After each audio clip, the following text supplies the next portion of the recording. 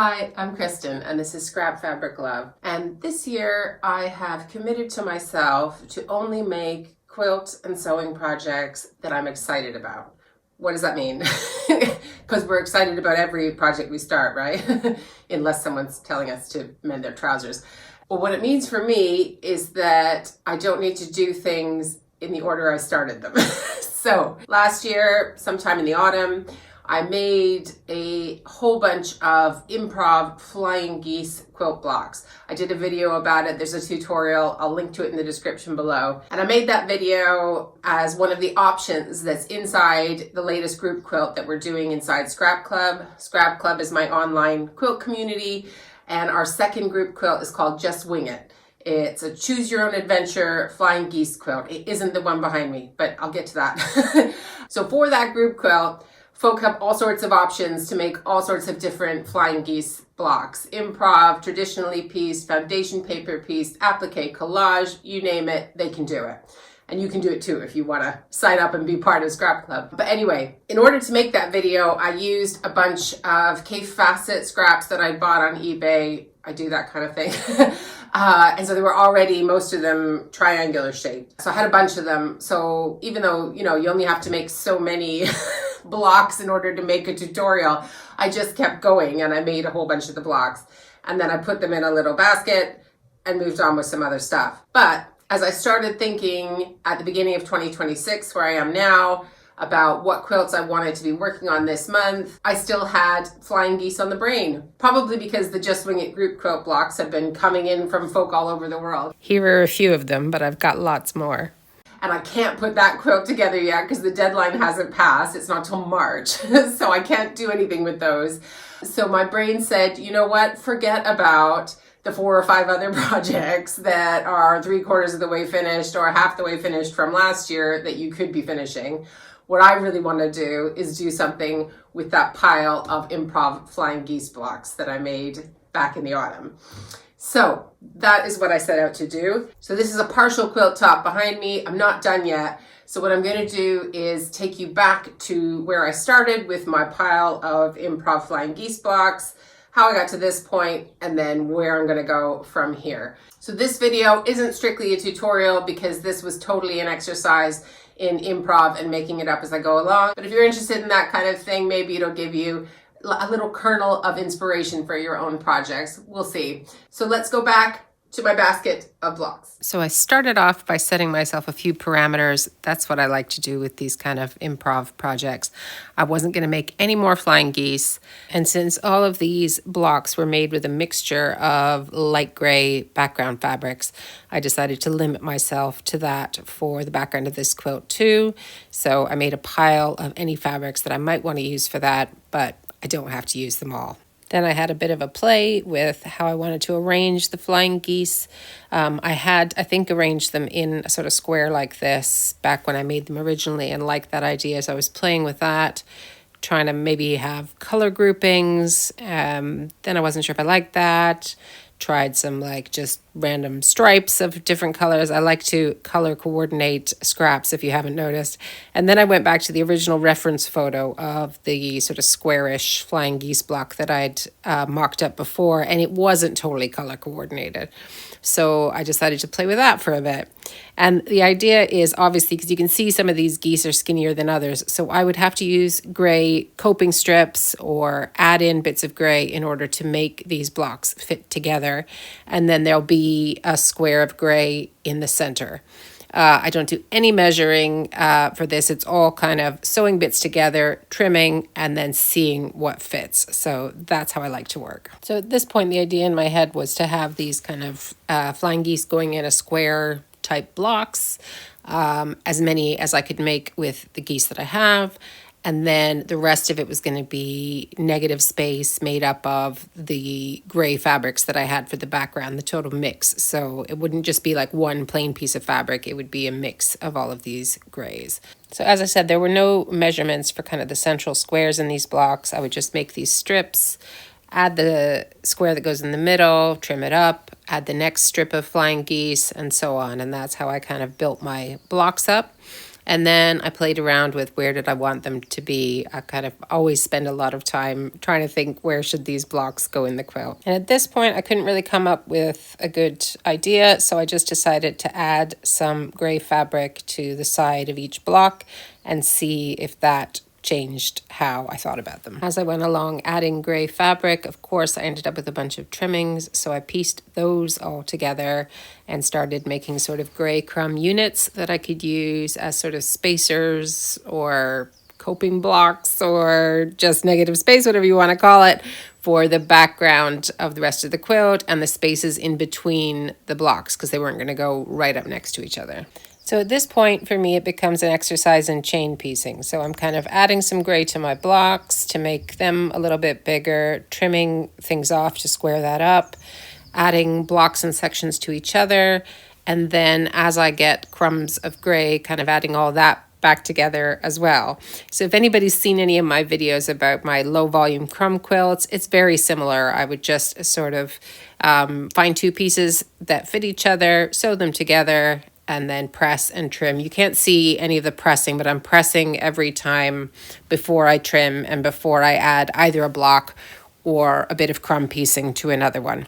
And I was also using larger bits of gray fabric as well, so not everything was a crumb. So it was a little bit quicker than maybe some of my all-out crumb quilts. But here is one of those spacer blocks, and I use that to kind of fill the gap to make one section fit with another section, and then kind of built it like that. And I could move things around, see if I like it, and the whole thing kind of just grows a bit organically like that. This is the fun part for me. It's like a big jigsaw puzzle. I have to decide what I like the look of where, what I need to add to make one thing fit with another. This is my happy quilting place, guys. So I hope it's making sense just looking at it. I can't give you measurements because I literally didn't use any. And I would just hold something up next to each other and then decide what needs to be added or taken away to make one section fit with the other. And once I got to the point where I kind of had all of my blocks pieced to each other with these sort of spacer blocks, I decided to take a pause and put it down on a flat double sheet that I was intending to use as a backing fabric.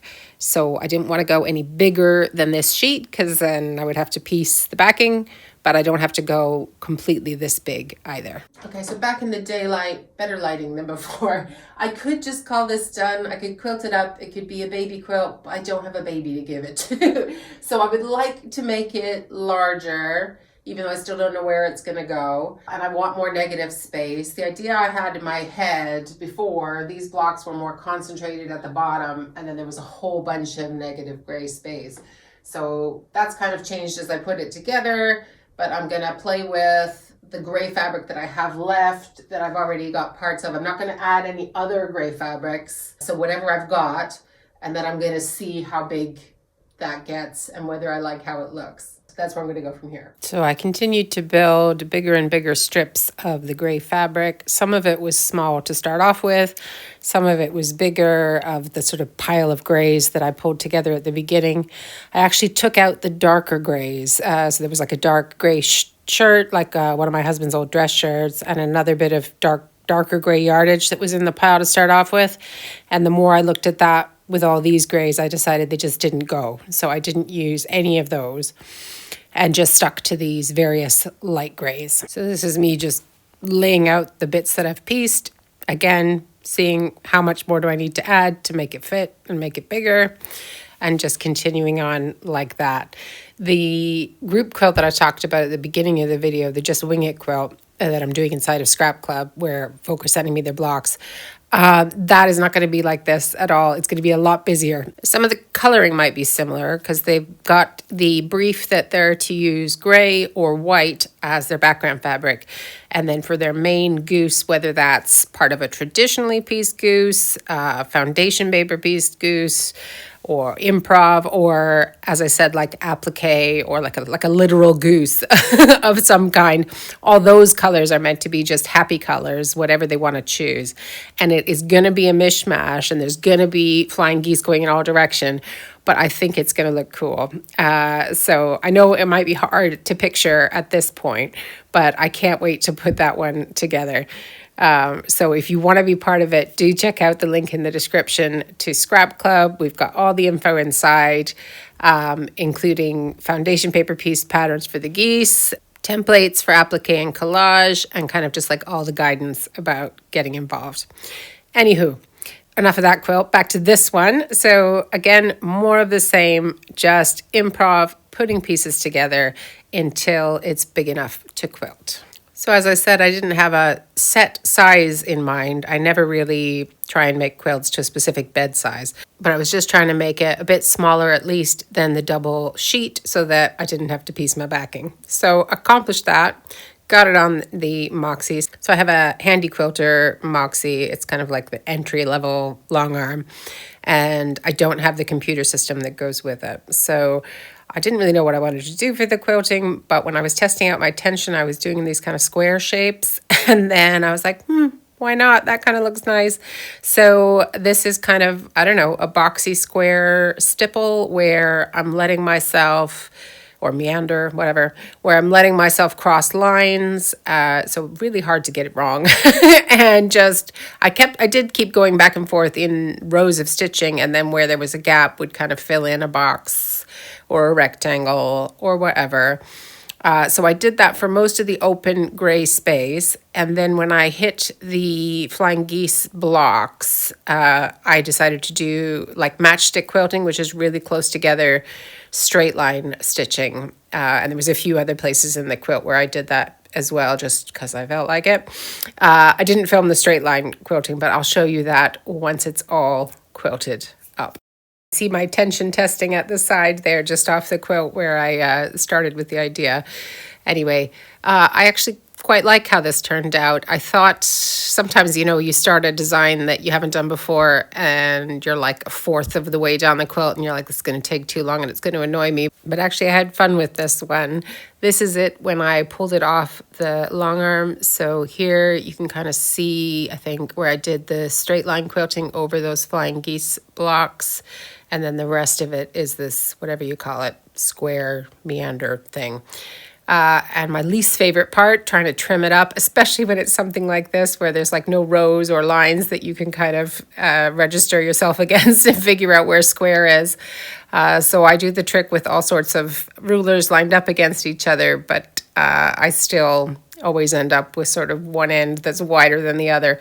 So I still actually have some more trimming probably to do, but at this point in the day, the light was going, so I decided to take it outside and do some photos.